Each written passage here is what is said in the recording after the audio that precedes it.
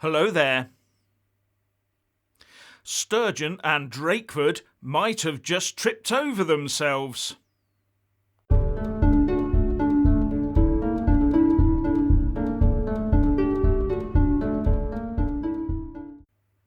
Scotland and Wales deserve better than their respective First Ministers, Nicola Sturgeon and Mark Drakeford.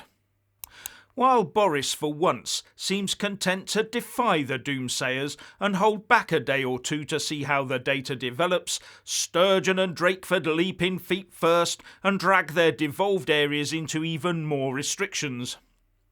But the indications are that this is more about politics and being seen to do more than Westminster, rather than it being based on any real-world data or science.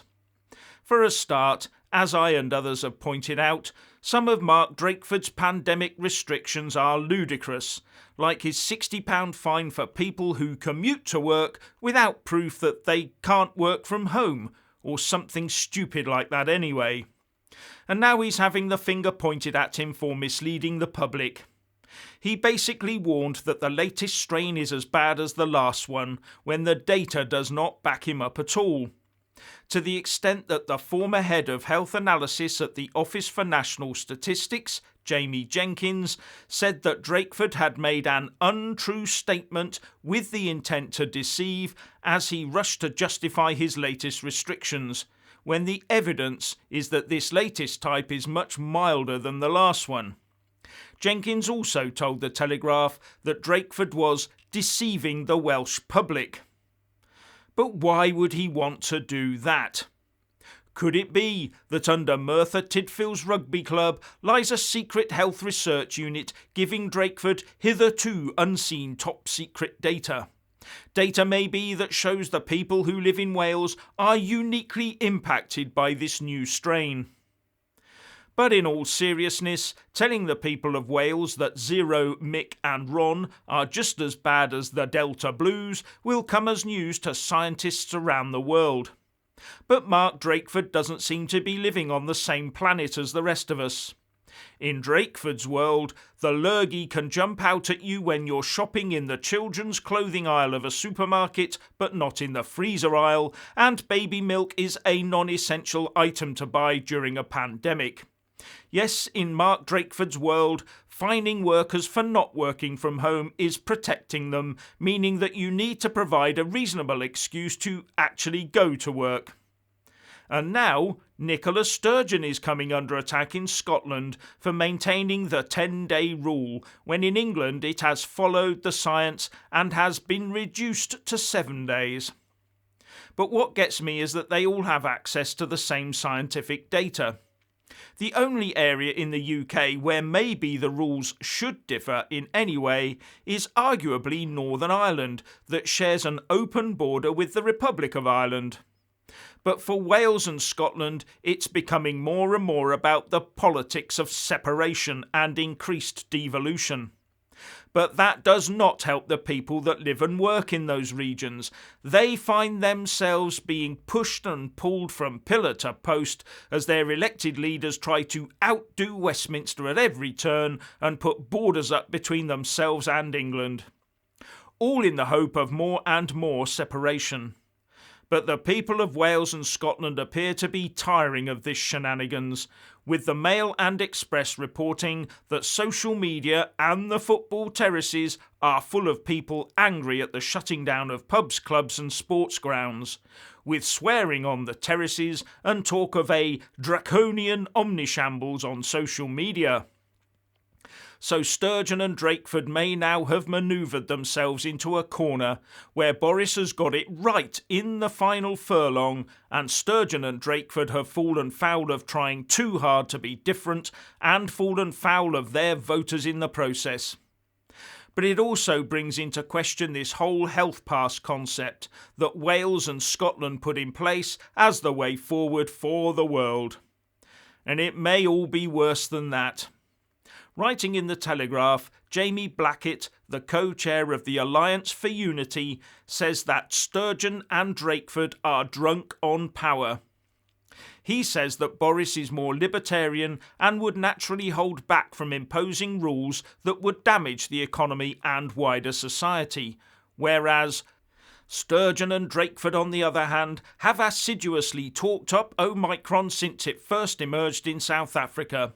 They have trailed their media conferences in press releases laden with ominous threats before strutting onto their stages and inflicting economic pain on their peoples with faux gravitas and sonorous warnings of wholly hypothetical worst-case scenarios. With, he suggests, the aim of damaging their own economies and then pointing the finger at Boris Johnson and saying it's his fault for not coming to the rescue with sackfuls of UK cash to save Welsh and Scottish businesses. The two First Ministers might find themselves forced to backtrack very soon. And there may be places in the wider world that will now have to be looking at the recent extremely draconian rules their leaders have put in place.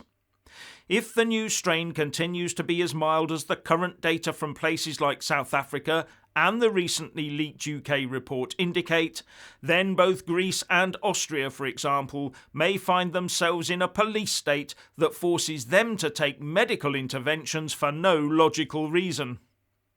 But in the UK it never stops.